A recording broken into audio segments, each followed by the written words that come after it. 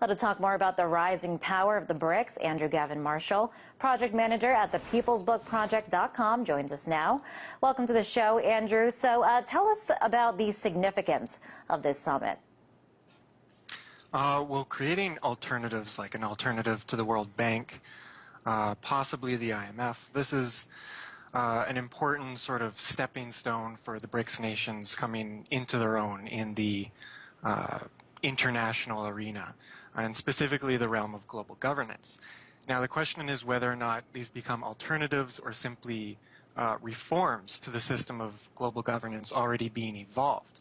For example, a lot of the reforms they're talking about, new global reserve currency, these have been in the plans of Western elites and institutions for decades. Even Timothy Geithner, the U.S. Treasury Secretary in 2009, said that they're open to the idea of a global reserve currency, but that this process has to be evolutionary.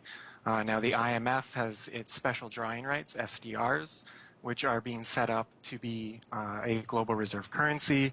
The G20 decided that in 2009. And of course, the BRICS nations are already members of the Bank for International Settlements, which is the highest institution of global governance in the world today. It's sort of the central bank to the world's central bankers. So if a new currency system comes up, it's likely to be through the BIS, which is itself essentially a Western-dominated institution. So whether or not they create an alternative or simply create reforms to what exists, that I think is the real question. Now, they are expected to sign an agreement allowing their individual banks to extend credit to other members using their own currency. So would you say that this is a step toward replacing the dollar? An evolutionary step, yes. I mean, China and Russia already have agreements to exchange in their own currencies. China and Japan even are creating these type of exchange scenarios. So it's decreasing the role of the U.S. dollar in foreign reserves, in exchange reserves, so that these countries will be less dependent upon the U.S. dollar itself to trade in various goods and currencies. And that's symbolic of the decline of the U.S. dollar in global markets. It's sort of a type of rebalancing of the poles of power in the world. But the currency system itself is what is in need of total overhaul.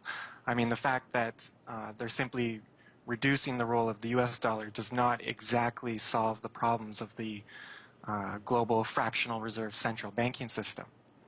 Another big announcement that they are expected to make is that all these countries are planning to form this joint development bank. How do you think that this bank could rival the World Bank? Well, it would give better terms and fairer conditions to those who use the bank, specifically these countries. It would be beneficial to them in their own economic interests. It would be incredibly attractive to so-called third world nations because it would likely lend on better terms than the World Bank ever has.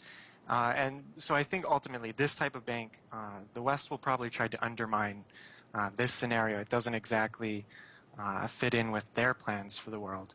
So I think you'll try and see some reforms. You'll see some attempts at reforms within institutions like the World Bank and IMF, which have already begun to a small degree, such as giving more seats to China and India on the IMF. But they'll try and bring the BRIC nations more firmly within the framework of global institutions that already exist.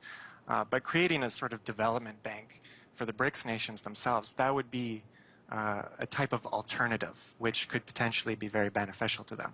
Now, a criticism that this group often gets is the fact that they're so different. They're on different continents, very different economies, different governments.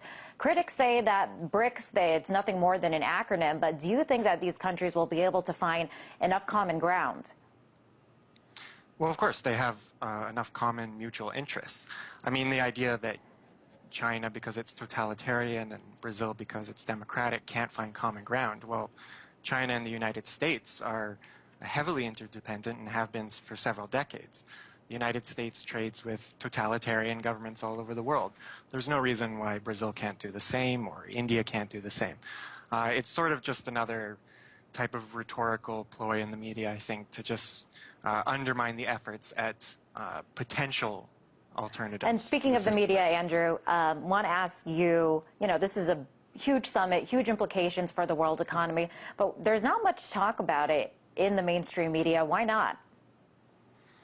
Well, the mainstream media isn't there to talk about information and issues that exist and are important and people should know about. The mainstream media is there to entertain, to misinform and miseducate, and to essentially distract people. So the way that they frame the issues, that's what you're supposed to be focused on.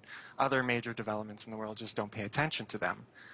Because then people won't exactly know what's going on, and it's easier to control a population if they don't know the actual situation and issues in the world. All right. So the Western media has no interest in educating the public. And we are going to talk more about that throughout the show. Andrew, thank you for weighing in. That was Andrew Gavin Marshall, project manager at the peoplesbookproject.com.